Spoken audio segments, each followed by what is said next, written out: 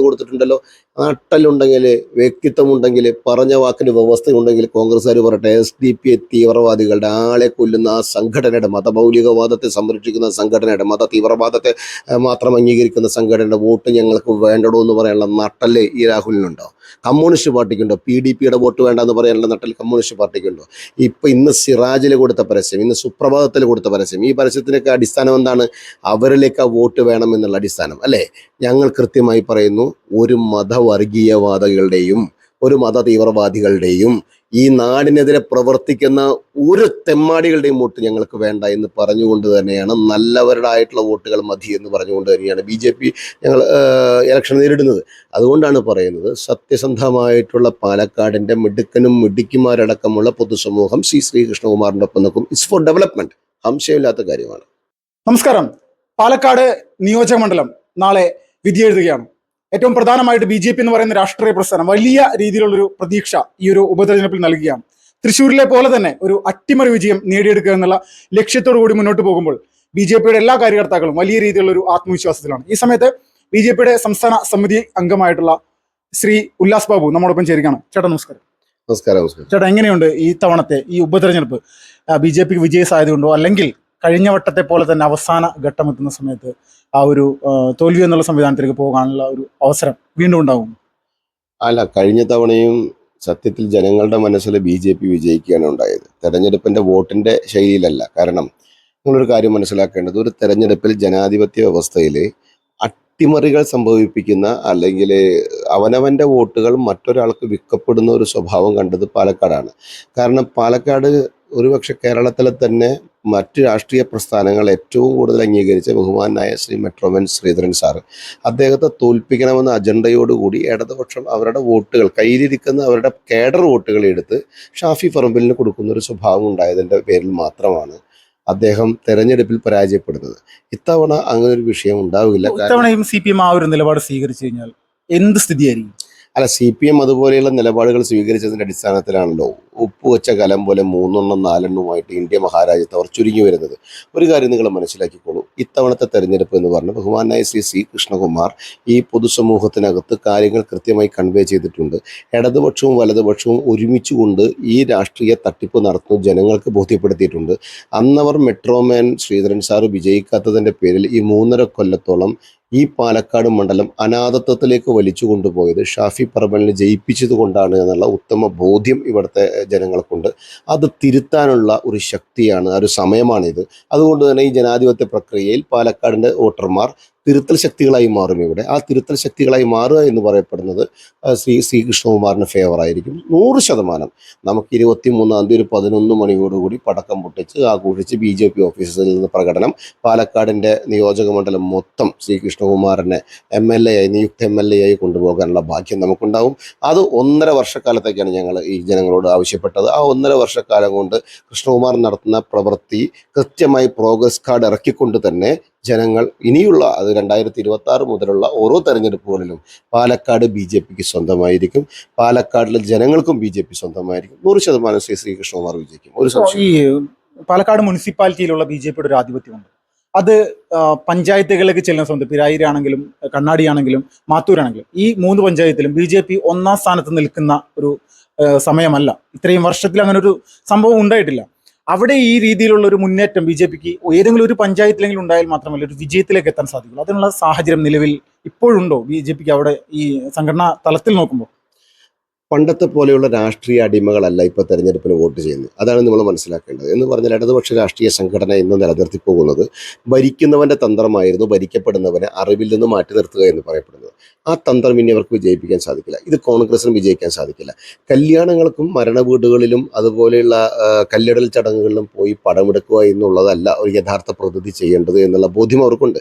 കർഷകൻ്റെ നെല്ല് കെട്ടിക്കിടക്കുന്ന നെല്ലിലേക്ക് കണ്ണും നോക്കിയിരുന്നിട്ട് ഒരിക്കലും ഷാഫിക്ക് വോട്ട് ചെയ്യാൻ അവർക്ക് സാധിക്കില്ല. മകരക്കൊയ്ത്ത് കഴിഞ്ഞ് കാശ് കിട്ടാത്ത കർഷകനെ ഒരിക്കലും ഇടതുപക്ഷത്തിന് അംഗീകരിക്കാൻ സാധിക്കില്ല.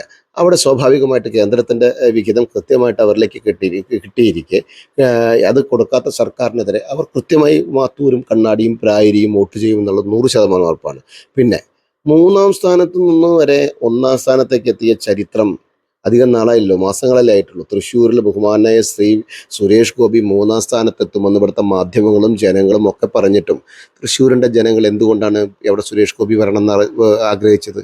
ഇവിടെ ഡെവലപ്മെൻറ്റ് എന്ന് പറയുന്നത് വികസനത്തിൻ്റെ കാഴ്ചപ്പാടുള്ള യുവജനങ്ങളടക്കമുള്ള ആളുകൾ അതിനെതിരെ പ്രതികരിക്കാൻ തീരുമാനിച്ചു. അത് വികസനം തരാത്ത ആളുകളെ വോട്ട് ചെയ്യില്ല. അത് കോൺഗ്രസ് ആയതുകൊണ്ട് കോൺഗ്രസിനെ, CPM ആയതുകൊണ്ട് CPM എന്ന നിലപാടില്ല. ഇപ്പോൾ ആരാണോ ബെറ്റർ കാൻഡിഡേറ്റ്, ആരാണോ യഥാർത്ഥത്തിൽ കൈപ്പിടിച്ചുകൊണ്ട് ഇവരുടെ നാട്ടിലേക്ക് പ്രൊജക്റ്റുകൾ എത്തിക്കുക, അതോടെ 10 പേർക്ക് തൊഴിലുണ്ടാക്കുക, അതുപോലെ സാമൂഹികമായിട്ടുള്ള ഗുണങ്ങൾ ഉണ്ടാവുക, അതുപോലെ ടൂറിസം മേഖല ഗുണപ്പെടുത്തുക, ഇത്യാദി കാര്യങ്ങൾക്ക് പ്രാപ്തിയും കഴിവും കാഴ്ചപ്പാടുമുള്ള ആളുകളെ ജനം തിരഞ്ഞെടുക്കും.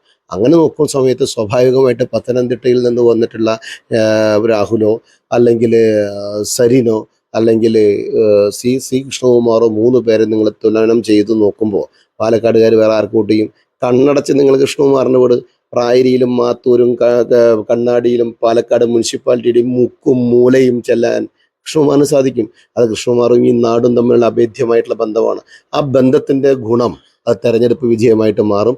അത് കൃഷ്ണകുമാർ 100% കേന്ദ്രാവിഷ്കൃത പദ്ധതികളും കേരളത്തിൽ ഈ പാലക്കാടിനോട് കാണിക്കുന്ന നീതികേടും കൃത്യമായി പഠിച്ച് നിയമസഭയിൽ അവതരിപ്പിച്ച് പാർലമെൻറ്റിൻ്റെ സഹായം മേടിക്കേണ്ടടുത്ത് കേന്ദ്ര സർക്കാരിൻ്റെ സഹായം മേടിച്ച് വരും തലമുറയ്ക്ക് ഗുണകരമാകുന്ന കൃത്യമായിട്ട് ഡെവലപ്മെൻറ്റ്സ് ഈ സമൂഹത്തിൽ കൊണ്ടുവരും. അതിനുവേണ്ടി യുവജനങ്ങൾ മുന്നിട്ടിറങ്ങിക്കൊണ്ട് അവരുടെ വീട്ടിലെ എല്ലാ വോട്ടുകളും, അതിനകത്ത് കമ്മ്യൂണിസ്റ്റും കോൺഗ്രസും ഒന്നുമില്ല, വിവിധ ജാതി മത വർഗ വർണ്ണ രാഷ്ട്രീയ ഭേദമന്യേ കൃഷ്ണകുമാറിൻ്റെ പിന്നിൽ ജനങ്ങൾ അണിനിരക്കും. ഇപ്പോൾ ഈ വഖഫ് ബോർഡ് വിഷയവുമായി ബന്ധപ്പെട്ടുകൊണ്ട് നോക്കുമ്പോൾ പാലക്കാട് നിയമസഭയിൽ അവരുടേതായിട്ടുള്ള അല്ലെങ്കിൽ അവർ നോട്ടം വെക്കുന്ന കുറേ സ്ഥലങ്ങളുണ്ടെന്നുള്ളൊരു വിഷയം സുരേന്ദ്രൻ BJP സംസ്ഥാന അധ്യക്ഷൻ പറഞ്ഞിരുന്നു. അപ്പോൾ അത് യാഥാർത്ഥ്യമാകുന്ന ഒരു രീതിയിലേക്കാണ് ചില കണക്കുകളൊക്കെ പുറത്തു വരുന്നത്. ഇങ്ങനെ ഉണ്ടായിക്കഴിഞ്ഞാൽ പാലക്കാട്ടെ ജനങ്ങൾക്കൊപ്പം ഈ പറയുന്ന LDFൻ്റെയും UDFൻ്റെയും ഈ രാഷ്ട്രീയ പ്രതിനിധികൾ ഒപ്പം നിൽക്കുന്നു. വഖഫ് ബോർഡുമായി ബന്ധപ്പെട്ട വിഷയത്തിൽ നിങ്ങൾ കേരള നിയമസഭ തന്നെ അതിൽ കൃത്യമായി പറഞ്ഞിട്ടുള്ളതല്ല, രേഖകളല്ലേ. കോൺഗ്രസും അതുപോലെ തന്നെ CPM പാർലമെൻറ്റിൽ KC വേണുഗോപാലും ഈ വഖഫ് നിയമം അമെൻഡ് ചെയ്യണ്ട എന്ന് പറഞ്ഞ് വാദിച്ചവരാണ്. എന്തിനാണ് ഇടതുപക്ഷവും വലതുപക്ഷവും അങ്ങനെ ചെയ്യുന്നത്? CAA നിങ്ങൾക്ക് ഓർമ്മയില്ലേ? CAA സംഭവം വന്ന സമയത്ത് ഒരു പൗരത്വ രജിസ്റ്ററുമായി ബന്ധപ്പെട്ട് ഒരു കാര്യം വന്നപ്പോൾ അതിലൊരു കാരണവശാലും ഇന്ത്യയിൽ ജനിച്ച് ഇന്ത്യയിൽ വളർന്ന് ഇന്ത്യയിൽ ജീവിക്കുന്ന ഒരു പൗരന് പ്രയാസം ഉണ്ടാകില്ല എന്നിരിക്കെ അതിനകത്ത് കള്ളത്തരമുണ്ടാക്കി നാട് വിട്ടു പോകേണ്ടി വരുമെന്ന നുണപ്രചരണം ഉണ്ടാക്കി ഇടതുപക്ഷവും വലതുപക്ഷവും ജാതീയ മതവർഗീയവാദം ഉണ്ടാക്കിയത് നിങ്ങൾക്കെല്ലാം അറിയാം, സമരത്തിൻ്റെ പേരിൽ. പക്ഷേ ഈ സമയത്ത് ഈ വഖഫിൻ്റെ വിഷയം വരുമ്പോൾ മുനമ്പത്തുള്ള ആളുകൾ അവനവൻ്റെ പൈതൃകത്തിലൂടെ ജീവിച്ചു വരുന്ന മണ്ണിലൂടെ ഇറക്കി വിടുമ്പോൾ ഇവർക്ക് എന്തേ വിഷമം തോന്നുന്നില്ല? ഇവർക്കെന്ത് ചാവക്കാടുള്ള വീട്ടുകാരെ ഇറങ്ങിപ്പോകേണ്ടി വരും എന്ന് പറയുമ്പോൾ വിഷമം തോന്നുന്നില്ല? ഇവർക്ക് വയനാട് അടക്കമുള്ള പാലക്കാട് അടക്കമുള്ള 14 ജില്ലകളിലും വഖഫ് ഭൂമി ഒരു കാലഘട്ടത്തിൽ ഒരു സുപ്രഭാതത്തിൽ ഞങ്ങളുടെയാണെന്ന് പറയുമ്പോൾ അവിടെ കൂടൊഴിഞ്ഞു പോകേണ്ടി വരുന്ന പാവപ്പെട്ടവൻ്റെ ഹൃദയവും വിഷമവും ദുഃഖവും ദുരിതവും അവർക്ക് മനസ്സിലാവുന്നില്ല.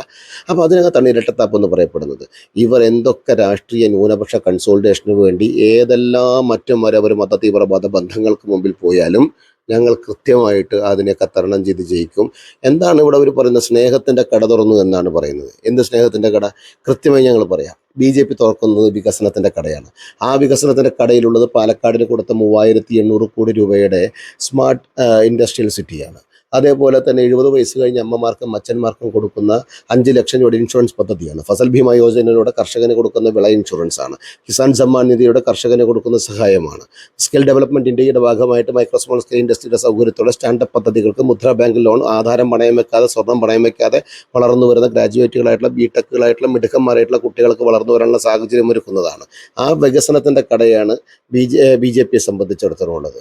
കോൺഗ്രസ് വന്ന് സ്നേഹത്തിൻ്റെ കട. എന്ത് സ്നേഹത്തിൻ്റെ കട? സിഖ് കൂട്ടകൊല കിടക്കുന്ന സമയത്ത് ഈ സ്നേഹത്തിൻ്റെ കടയിൽ സ്നേഹം ഉണ്ടായിരുന്നില്ലേ? അടിയന്തരാവസ്ഥ പ്രഖ്യാപിച്ച സമയത്ത് ഈ സ്നേഹത്തിൻ്റെ കടയിൽ സ്നേഹം ഉണ്ടായിരുന്നില്ലേ? അവർ തുറക്കുന്ന കട എന്ന് പറയുന്നത് അവലും മലരും കുന്തിരിക്കത്തിൻ്റെയും കഥയാണ്. എന്ന് പറഞ്ഞാൽ മത തീവ്രവാദ വർഗീയ ശക്തികളെ, SDPI പോലെയുള്ള ശക്തികളെ കൂട്ടുപിടിച്ചുകൊണ്ട് ഹിന്ദു സമൂഹത്തിലെ ആളുകൾ മരിക്കുന്ന സമയത്ത് ക്രിയ ചെയ്യാൻ അവലും മലരും കൊടുക്കാനും, ക്രിസ്ത്യൻ സമൂഹം അടക്കമുള്ള ആളുകൾ മരിക്കുന്ന സമയത്ത് ക്രിയ ചെയ്യാനുള്ള കുന്തിരിക്കവും കൊടുക്കുന്ന, അവലും മലരും കുന്തിരിക്കവും കൊടുക്കുന്ന ആളുകളുടെ കൂട്ടുപിടിച്ചിട്ടുള്ള കടയാണ് അവർ തുറന്നുള്ളത്. ഇടതുപക്ഷം തുറന്ന കട എന്താണ്? മാഷ ഉള്ള സ്റ്റിക്കർ കൊടുക്കുക, ഭയം വേണ്ട ജാഗ്രത മതി എന്ന് വരുന്ന സ്റ്റിക്കർ കൊടുക്കുക, കാരണഭൂതൻ ഈ വീടിൻ്റെ ഐശ്വര്യം എന്ന് പറയുന്ന സ്റ്റിക്കർ കൊടുക്കുക. ആ സ്റ്റിക്കർ പതിപ്പിച്ച വീട് 3-ാം ദിവസം വീഴുമെന്നുള്ള യാഥാർത്ഥ്യം.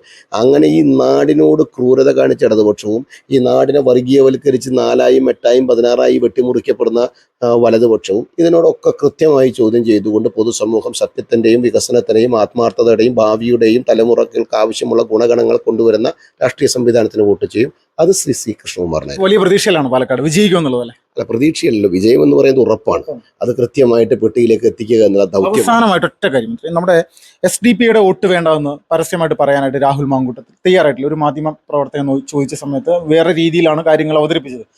ഇപ്പോഴും ഈ വോട്ടിന് അല്ലെങ്കിൽ വോട്ട് രേഖപ്പെടുത്താൻ മണിക്കൂറുകൾ മാത്രം നിൽക്കുന്ന സമയത്തും ഇസ്ലാമിക മതമൂലികവാദികൾ വോട്ട് സ്വീകരിക്കാൻ അവർ തയ്യാറാണോ അല്ലയോ എന്നുള്ളതാണ്.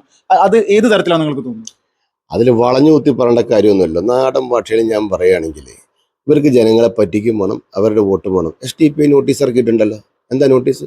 BJPയെ തോൽപ്പിക്കാതിരിക്കാൻ കഴിഞ്ഞ തെരഞ്ഞെടുപ്പിൽ നമ്മൾ ചെയ്ത അതേ തന്ത്രം പാലിക്കണമെന്ന് BJPയുടെ വോട്ടിംഗ് പെർസെൻറ്റേജുകൾ കൃത്യമായി പട്ടിക പറഞ്ഞ് രേഖപ്പെടുത്തിക്കൊണ്ട് അവർ മുസ്ലിം പള്ളികളിൽ ഇത് കൊടുക്കുമ്പോൾ അവിടെ മതമൗലികവാദ ന്യൂനപക്ഷ ഏകീകരണമല്ലാതെ വേറെ എന്താണ് ഉദ്ദേശിക്കുന്നത്?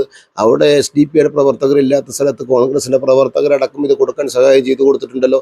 നട്ടലുണ്ടെങ്കിൽ, വ്യക്തിത്വമുണ്ടെങ്കിൽ, പറഞ്ഞ വാക്കിന് വ്യവസ്ഥയുണ്ടെങ്കിൽ കോൺഗ്രസ്സുകാർ പറയട്ടെ, SDP തീവ്രവാദികളുടെ ആളെ കൊല്ലുന്ന ആ സംഘടനയുടെ, മതമൗലികവാദത്തെ സംരക്ഷിക്കുന്ന സംഘടനയുടെ, മത തീവ്രവാദത്തെ മാത്രം അംഗീകരിക്കുന്ന സംഘടനയുടെ വോട്ട് ഞങ്ങൾക്ക് വേണ്ടടോ എന്ന് പറയാനുള്ള നട്ടല് ഈ രാഹുലിനുണ്ടോ? കമ്മ്യൂണിസ്റ്റ് പാർട്ടിക്കുണ്ടോ? PDPയുടെ വോട്ട് വേണ്ടെന്ന് പറയാനുള്ള നട്ടൽ കമ്മ്യൂണിസ്റ്റ് പാർട്ടിക്കുണ്ടോ? ഇന്ന് സിറാജിൽ കൊടുത്ത പരസ്യം, ഇന്ന് സുപ്രഭാതത്തിൽ കൊടുത്ത പരസ്യം, ഈ പരസ്യത്തിനൊക്കെ അടിസ്ഥാനം എന്താണ്? അവരിലേക്ക് ആ വോട്ട് വേണം എന്നുള്ള അടിസ്ഥാനം അല്ലേ? ഞങ്ങൾ കൃത്യമായി പറയുന്നു, ഒരു മതവർഗീയവാദികളുടെയും ഒരു മത തീവ്രവാദികളുടെയും ഈ നാടിനെതിരെ പ്രവർത്തിക്കുന്ന ഒരു തെമ്മാടികളുടെയും വോട്ട് ഞങ്ങൾക്ക് വേണ്ട എന്ന് പറഞ്ഞുകൊണ്ട് തന്നെയാണ്, നല്ലവരുടെ ആയിട്ടുള്ള വോട്ടുകൾ മതി എന്ന് പറഞ്ഞുകൊണ്ട് തന്നെയാണ് BJP ഞങ്ങൾ ഇലക്ഷൻ നേരിടുന്നത്. അതുകൊണ്ടാണ് പറയുന്നത്, സത്യസന്ധമായിട്ടുള്ള പാലക്കാടിൻ്റെ മിടുക്കനും മിടുക്കിമാരടക്കമുള്ള പൊതുസമൂഹം ശ്രീ കൃഷ്ണകുമാറിൻ്റെ ഒപ്പം നിൽക്കും. ഇറ്റ്സ് ഫോർ ഡെവലപ്മെന്റ്, സംശയമില്ലാത്ത കാര്യമാണ്. വളരെ നന്ദിയായിട്ട് ഈ ഒരു സമയത്ത് നമ്മൾ പ്രതികരിച്ചു. പാലക്കാട് BJPയുടെ സാധ്യതകൾ വലിയ രീതിയിൽ മുന്നിൽ നിൽക്കുന്നു എന്നുള്ള രീതിയിലുള്ള കാര്യങ്ങൾ തന്നെയാണ് BJPയുടെ കാര്യകർത്താക്കൾ എല്ലാവരും തന്നെ പറഞ്ഞുകൊണ്ടിരിക്കുന്നത്. ചരിത്രത്തിൽ ആദ്യമായിട്ട് പാലക്കാട് താമര വിരിയുമോ എന്നുള്ളത് നമ്മൾക്ക് ഈ വരുന്ന 23-ാം തീയതി അറിയാം. പാലക്കാട് നിന്നും വിപിൻ ലാൽ, ഫാസ്റ്റ് റിപ്പോർട്ട്സ്.